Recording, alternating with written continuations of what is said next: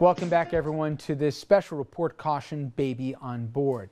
You know, experts on DWI agree that there really is no typical drunk driver, but a study for the National Highway Safety Administration finds that the majority of DWI offenders are between the ages of 25 and 45.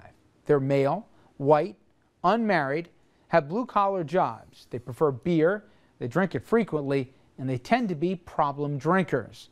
Now, they may be a majority, but they are certainly not all. Busted. 20-year-old Leonard Hoppy of Central Islip.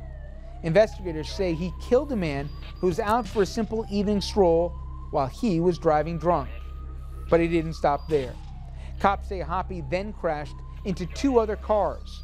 His 10-year-old brother was on board, but amazingly, he was unhurt. Busted.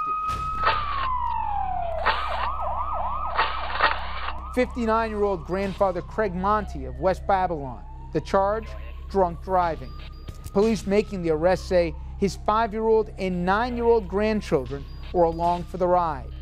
911 callers had reported the man driving erratically. With plenty of mugshots and the stories that accompany them, with a $1 million Batmobile, with committed law enforcement determined to fight DWI, and on the other side, equally determined defense attorneys working to get their clients a good deal or even completely off the hook, it is easy to forget that this is a story that ultimately ends where it began, right here on the Henry Hudson Parkway, where an 11-year-old girl died. For many, this may seem like a story with an end, a circle complete. And you might be right.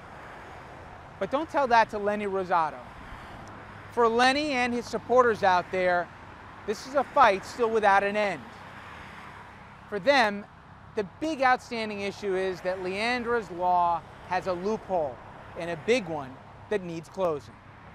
Well, the loophole was what was happening. People that were supposed to get the ignition interlock in their vehicles weren't. This is the device in question. Required to be installed in the vehicle of anyone violating Leandra's Law, it looks a little bit like a cross between a cell phone and a device people with diabetes may use to test blood sugar levels. But in actuality, it tests alcohol levels. Attached directly to an automobile's ignition system, the offender's car will not start if even a trace of alcohol is detected. But State Senator Charles Pichillo says a state survey finds up to 70% of people convicted of drunk driving are not using it. Well, if you're convicted, first of all, of drunk driving, you're going to have a device in your car you're going to have to blow into it before the car starts. Any alcohol detected in your body, it's not going to start. What defense attorneys have found that is if you're convicted of DWI, you're going to go to the court and tell them, I don't own the car anymore, and transfer the registration to a spouse, child, or friend, and you get out of it. We want to close that loophole. While interlock devices may be odious for some, this midsummer night sobriety checkpoint near Long Island's Huntington Station was anything but pleasant for others.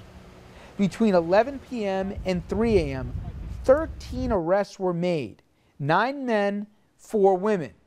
The youngest, 21, the oldest, 67. Dina Cohen was at the checkpoint as a Mothers Against Drunk Driving volunteer handing out anti-drunk driving literature. She lost her 21-year-old daughter, Jody, to a drunk driver. You kill somebody driving drunk, you murdered them. If this person had taken a gun and shot my daughter, she would have been away in prison for the rest of her life. But she drove a car and killed my daughter and spent only 10 years in prison. It's not fair. Margaret Rebholz was there as well. A drunk driver took the life of her 16-year-old son, Tommy. It's 16 years. Soon, Tommy's going to be gone. And right now I'm struggling with that because he's going to be gone almost as long as I've had him. And how much I still, to this day, would just want to give him a hug. Annalise Bosco was there as well. A drunk driver killed her 20-year-old son, Stephen. There's got to be, it's senseless, and there's got to be a way to prevent it from happening. There are people out there who say they wouldn't want it to happen to them, and yet they're out there drinking. And I don't think that they can make the connection that, you know, that they're doing exactly what they feel they shouldn't be doing to prevent it, but yet they're still doing it. Dina, Margaret, and Annalise, they each volunteer at sobriety checkpoints on Long Island several times a month. And by the way, that effort to close the loophole in Leandras Law, it died in the New York State Assembly earlier this year. But it will be introduced next year, and if necessary, every year thereafter. In short, supporters say they'll do it as long as it takes. Now, when we come back, everyone, we'll have much more of our special report, Caution, Baby on Board, including some final thoughts, plus a special tribute to some of those who died because somebody who shouldn't have been behind the wheel was. Caution, Baby on Board continues on this special edition of RFL.